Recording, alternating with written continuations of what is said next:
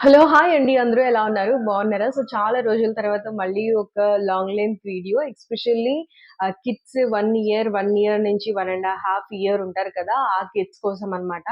నాకు చాలా కాల్స్ వస్తున్నాయి. అందులో చాలా మంది పేరెంట్స్ భయపడుతుందేంటంటే ఆటిజం సింప్టమ్స్ ఉన్నాయేమో అనే వాటిలి గురించి భయపడుతున్నారు. బికాజ్ ఇప్పుడు ఆటిజం గురించి, స్పీచ్ డిలే గురించి చాలా వీడియోస్ వస్తున్నాయి. అండ్ చాలా మంది చాలా రకాలుగా చెప్తున్నారు కదా! సో, అవన్నీ చూసి బాగా కన్‌ఫ్యూజ్ అయ్యే వాళ్ళు కూడా ఉన్నారు. సో, నాకు మినిమమ్ 2-3 కాల్స్ అన్నా వస్తాయి రోజు. ఆ 2-3 కాల్స్‌లో మాక్సిమమ్ 2 కాల్స్ నాట్ ష్యూర్ అది ఆటిజమా లేదంటే స్పీచ్ డిలేనా అన్న డౌట్‌తో చేసే వాళ్ళే ఉంటారు. అండ్ కొన్ని ఈఎన్‌టీ ప్రాబ్లమ్స్ ఉంటాయి. కొన్ని ఆటిజం టెస్ట్ రాపిస్తూ ఉంటాను. కొన్ని ఏడీహెచ్‌డీ టెస్ట్ రాపిస్తూ ఉంటాను.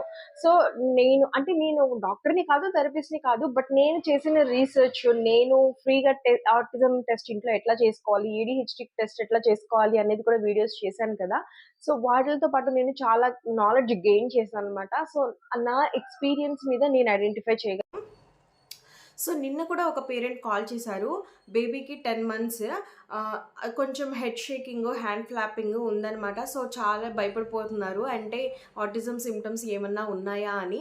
సో, నేనేంటి ఇప్పటి వరకు చేసిన వీడియోస్‌లో అబోవ్ లైక్ 2 ఇయర్స్ అట్లా నార్మల్‌గా అంటే నాకు ఆటిజం గురించి ఆహ్, మనకి అంత ఐడియా లేదు కాబట్టి నేను చాలా తక్కువ వీడియోస్ చేశాననమాట. బికాజ్ తెలియని ఇన్ఫర్మేషన్ ఎందుకు షేర్ చేయాలి అని తెలుసుకోలేదు కూడా. ఈవెన్ నేను రీసెర్చ్ కూడా చేయలేదు ఎక్కువ దాని గురించి. బట్ ఎప్పుడైతే నిన్న ఆ సబ్‌స్క్రైబర్ అట్లా అడుగుతూ భయపడుతున్నారు. అండ్ వేరే కొన్ని కాల్స్‌లో కూడా చెప్తున్నారు ఆటిజం ఇయున్నాయేమో అని. సో, దానికోసం అయితే నేను ఒక వీడియో డెడికేటెడ్‌గా చేయాలి అని అనుకున్నాను. అయితే ఈరోజు నేను 1 ఇయర్ అంటే బిలో 1 ఇయర్ నుంచి 1 ½ ఇయర్ లోపు పిల్లలకి ఆటిజం సింప్టమ్స్ ఎట్లా ఉంటాయని చెప్తాను. టోటల్‌గా 16 సింప్టమ్స్ అయితే నేనిక్కడ చెప్తున్నాను మీకు. చాలా ఎర్లీ స్టేజ్‌లో గనక మనం ఐడెంటిఫై చేయగలిగితే ఫర్దర్ స్టెప్స్ అనేది మనం తీసుకోవచ్చనమాట. సో, ఎలాగా ఎవరిని కన్సల్ట్ అవ్వాలి, ఏంటి అనేది మనకి కొంచెం ఐడియా ఉంటది. So that early invention is always better. So, ఈ వీడియో స్టార్ట్ చేసే ముందు ఎప్పటిలాగే నా రిక్వెస్ట్ ప్లీజ్ సబ్స్క్రైబ్ చేసుకోండి ఛానెల్‌ని అండ్ వీడియోని మాత్రం లైక్ చేయడం మర్చిపోకండి. సో,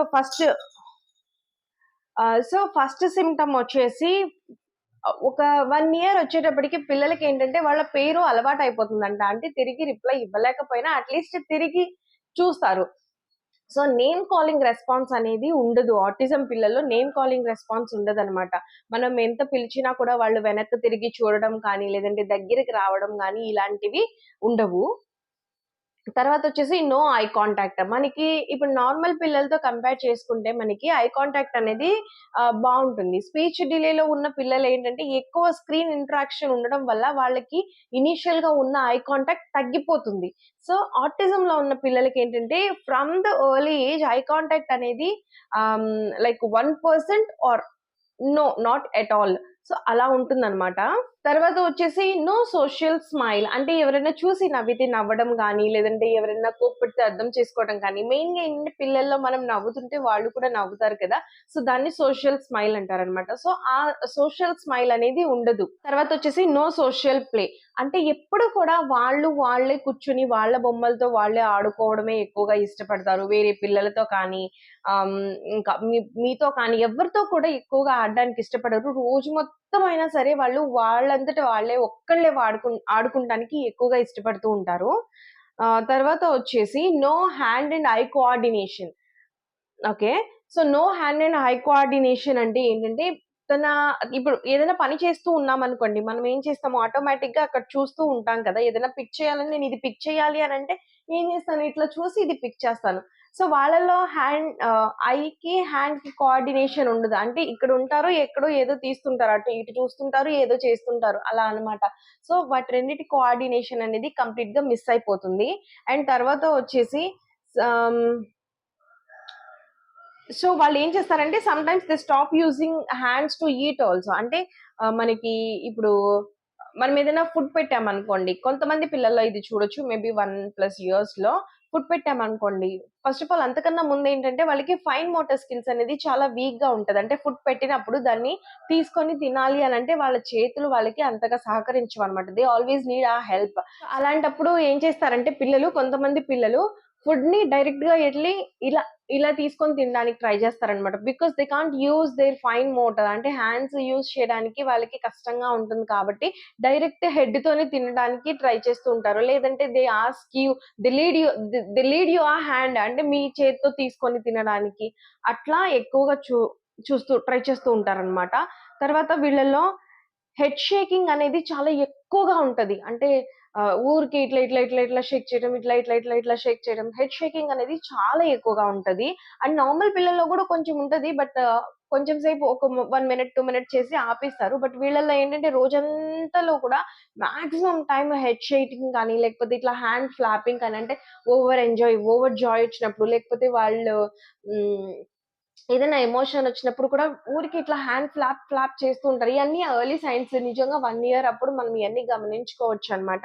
సో, అండ్ ఇవి ఉన్నాయంటే మాత్రం వెంటనే మనం డాక్టర్‌నయితే కన్సల్ట్ చేయాల్సుంటుంది. తర్వాత స్పిన్నింగ్ సర్కిల్స్. సో, రోజంతా కూడా సర్కిల్‌గా స్పిన్ చేస్తూ ఉంటారు. అక్కడక్కడే రౌండ్‌గా స్పిన్నింగ్ ఎక్కువుంటది. నార్మల్ పిల్లల్లో కూడా స్పిన్నింగ్ ఉంటది. బట్ వాళ్ళేంటంటే ఒక 2 మినిట్స్, 3 మినిట్స్ చేసి ఆపేస్తారు. బట్ వీళ్ళల్లో ఏంటంటే ఆహ్, ఒక రోజంతాలో కూడా చాలా వరకు maximum time spinning, hand shaking కానీ, హ్యాండ్ ఫ్లాపింగ్ కానీ ఇలాంటివి చాలా ఎక్కువగా ఉంటాయన్నమాట.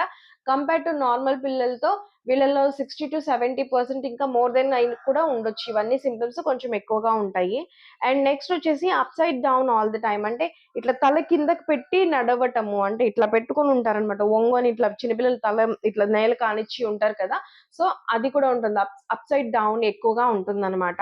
దాని తర్వాత బ్యాక్వర్డ్ వాకింగ్. కొంతమంది పిల్లల్లో వెనక్కి నడిచే హాబిట్ కూడా ఉంటది. సో, బ్యాక్వర్డ్ వాకింగ్ అంటారు కదా! సో, వెనక్కి నడుస్తూ ఉంటారు. కీప్ ఆన్ అంటే ఎనకాల ఇది ఉంది. ఆ భయం కూడా వాళ్ళకి తెలియదనమాట. అంటే పడిపోతానేమో, దెబ్బ తగులుతదేమో అనే భయం కూడా లేకుండా తెలీదు. Because they can't sense all those. So, backward walking అనేది కూడా ఎక్కువగా చేస్తూ ఉంటారు. తర్వాత రిపిటేటివ్ బిహేవియర్ అంటే ఒకే పనిని పదే చేస్తూ ఉంటారనమాట. అంటే ఫర్ ఎగ్జాంపుల్ ఆహ్,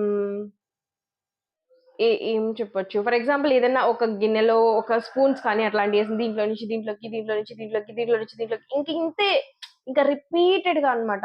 ఆహ్, నార్మల్ పిల్లల్లో ఏంటంటే ఒక 2, 3 సార్లు అలా ఎయంగానే వాళ్ళకి బోర్ కొట్టేస్తుంది కదా! లేసి అక్కడి నుంచి పక్కకొచ్చేస్తారు. బట్ వీళ్ళు అలా కాదు.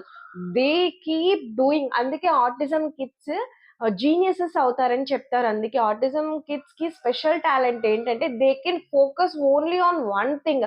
మనం కనుక ఎర్లీ ఇన్వెన్షన్ చేసి వాళ్ళల్లో ఉన్న టాలెంట్‌ని గనుక మనం బయటికి తీసుకొని రాగలిగితే they definitely make you proud parents. ఎందుకంటే వాళ్ళ కాన్సంట్రేషన్ అనేది అంత కీన్‌గా ఉంటది. ఇంత రిపిటేటివ్ బిహేవియర్ అని చెప్పాం కదా! సో, ఇది స్టడీలో అయినా అవ్వచ్చు. లేకపోతే ఏదన్నా ఒక చెస్‌లో అయినా అవ్వచ్చు. లేదంటే ఇంకా పెయింటింగ్‌లో అయినా ఏదైనా కానీ మనకి ఆ రిపిటేటివ్‌నెస్ వల్ల ఏమవుతుందంటే వాళ్ళకి బాగా ప్రాక్టీస్ అయిపోతుందనమాట. ప్రాక్టీస్ అవుతే they become the experts. So, ఈ ఎర్లీ సైన్స్ గమనించుకోవాలి. ఇవన్నీ ఉన్నాయి అని బాధపడకుండా వెంటనే మనం థెరపీస్ ఇప్పించుకుంటూ వాళ్ళలో ఉన్న టాలెంట్‌ని గనుక బయటకి తీసుకొస్తే డెఫినెట్‌గా they will make you proud proud parents. నేను ఇంతకు ముందు ఆటిజం సక్సెస్ స్టోరీస్ కూడా చెప్పాను కదా! ఇండియన్ ఐడల్ సింగర్ హిందీ వాళ్ళ దాంట్లో కూడా ఒకతను singing he can actually Singh. And autism పిల్లల్లో కూడా కొంతమందికి వర్బల్ ఉంటారు. కొంతమంది నాన్ వర్బల్ ఉంటారనమాట. అంటే కొంత పిల్లలు మాట్లాడగలుగుతారు. అండ్ కొంతమంది పిల్లలు మాట్లాడలేరు. అండ్ నెక్స్ట్ సింప్టమ్ చూద్దాము. నెక్స్ట్ సింప్టమ్ వచ్చేసి టో వాకింగ్. ఈ మునివేళ్ళు అంటారు కదా! కాళ్ళకి మునివేళ్ళు ఉంటాయి కదా! వాటిల మీద ఎక్కువగా నడుస్తూ ఉంటారు. సో, టో వాకింగ్ అనేది ఉంటది.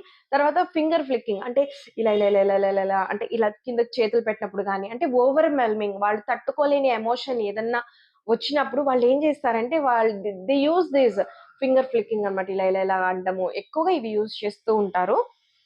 నెక్స్ట్ వచ్చేసి రాకింగ్. ఇలా ఊరికే రాక్ చేస్తూ ఉంటారనమాట. ఇలా రాక్ చేస్తూ ఉంటారు. సో, ఇవన్నీ కూడా 16 సింప్టమ్స్ చెప్పాను నేను. ఐ థింక్ ఈ వీడియో చూసిన ప్రతి ఒక్కళ్ళు కూడా కన్ఫర్మ్ చేసుకోవచ్చు. ఏది ఉంది, ఏది లేదు అని చెప్పేసి. బేస్డ్ ఆన్ దిస్ వీడియో మీరు కంపల్సరీ ఒక ఐడియాకైతే వచ్చేస్తారు. ఒకవేళ 2 ఇయర్స్ అబోవ్ పిల్లలున్నారంటే నా దాంట్లో ఆటిజంకి ఫ్రీగా టెస్ట్ ఎట్లా చేసుకోవాలి ఇంట్లోనే అని చెప్పాను. సో, అది చూసుకోవచ్చు. అండ్ ఇట్లా 1 ఇయర్ లోపు 1 నుంచి 1 1/2 ఇయర్. సో, ఇయన్నీ నేనిప్పుడు చెప్పినయి ఏంటంటే 1 నుంచి 1 1/2 ఇయర్ రావచ్చు. అండ్ మోర్ దెన్ 1 1/2 ఇయర్ ఉన్న పిల్లలకి కూడా నేను ఇంకొక 4 పాయింట్స్ అడిషనల్‌గా చెప్తాను. అవేంటంటే not looking at a pointing side. అంటే మనం ఏదన్నా చూపిచ్చి ఇటు చూడు అనంటే ఆ పిల్లలు అటు చూడరనమాట. సో, ఆ పాయింటింగ్ మనం పాయింటింగ్ చేసిన వైపు చూడరు. అండ్ నెక్స్ట్ వచ్చేసి వాళ్ళు ఏదైనా కావాలి అనన్నా వాళ్ళు పాయింటింగ్ కూడా చేసి చూపియరు. అండ్ నెక్స్ట్ వచ్చేసి నాట్ షేరింగ్ టాయ్స్. అంటే వేరే పిల్లలతో టాయ్స్ షేర్ చేసుకోవడం గూడా వాళ్ళు ఇష్టపడరనమాట. They like their own toys and they can play alone. తర్వాత నో ఇమిటేషన్. అంటే చాలా మంది పిల్లలు అంటే నార్మల్ పిల్లలేంటంటే మనం ఏదైనా చేసి దాన్ని ఇమిటేట్ చేయడానికి ట్రై చేస్తారు. ఫర్ ఎగ్జాంపుల్ మనం ఫోన్ మాట్లాడుతున్నాం అనుకోండి. ఫోన్ తీసుకొని నొక్కినట్టు, మాట్లాడినట్టు అట్లా ఇమిటేట్ చేయడం గానీ, కుకింగ్ చేసినప్పుడు అది చూసి ఇమిటేట్ చేయడం గానీ, లేకపోతే మీటింగ్స్‌లో డాడీస్ మాట్లాడినప్పుడు అది చూసి ఇమిటేట్ చేయగాని, ఇలా ఇమిటేషన్ ఉంటుంది కదా! సో, ఈ పిల్లల్లో ఇమిటేషన్ అనేది ఉండదనమాట. సో, టోటల్‌గా 16+4 20 సింప్టమ్స్ నేను చెప్పాను. సో, ఇవన్నీ మీరు గమనించుకోవచ్చు. అండ్ 2 ఇయర్స్ పిల్లలు ఉన్నవాళ్ళు ఆటిజం ఫ్రీ టెస్ట్ ఉంది. అది చేయించుకోండి. ఆటిజంకి ఫ్రీగా థెరపీస్ ఇస్తారు. ఇది గవర్నమెంట్ ఫండెడ్ థెరపీస్ అనమాట. ప్రతి డిస్ట్రిక్ట్‌లో వీళ్ళకి సంబంధించిన గవర్నమెంట్ హాస్పిటల్‌లో ఒక టీమ్ అనేది ఉంటది. అక్కడ అన్ని థెరపీస్ బిహేవియరల్, ఓటీ, ఏబీఏ అన్ని థెరపీస్ ఉంటాయి. స్పీచ్ థెరపీ మొత్తము ఉంటాయి. వాటిలి గురించి కూడా నేను సెపరేట్‌గా వీడియో చేశాను. ఆ లింక్స్ అన్ని నేను డిస్క్రిప్షన్ బాక్స్‌లో ఇస్తాను. ఇంకా మాకు అర్థం కావటం లేదు, మీరింకా కొంచెం మాకు హెల్ప్ చేయండి అనంటే మాత్రం మీరు నాకు ఇన్‌స్టాగ్రామ్‌లో మెసేజ్ చేయండి. నేను అక్కడి నుంచి ఆహ్, తీసుకుంటాను. అక్కడి నుంచి నేను ఏం చేయాలి? ఎలా కాంటాక్ట్ అవ్వాలి? అనేది నేను చెప్తాను. లేదంటే డైరెక్ట్‌గా మీరు కాల్ మీ ఫర్ యాప్ అని ఉంటది. దాన్ని డౌన్‌లోడ్ చేసుకొని అందులో క్రియేటివ్ మామ్ జే అని టైప్ చేస్తే నా పేజ్ ఒస్తది. అక్కడ మీరు రీచార్జ్ చేసుకోవాల్సుంటుంది. ఒక రూ. 100 రీచార్జ్ చేసుకొని మీరు అక్కడి నుంచయితే నాకు కాల్ చేయండి. వన్ టైమ్‌కి రూ. 100 సరిపోతుంది ఒక్క కాల్‌కి.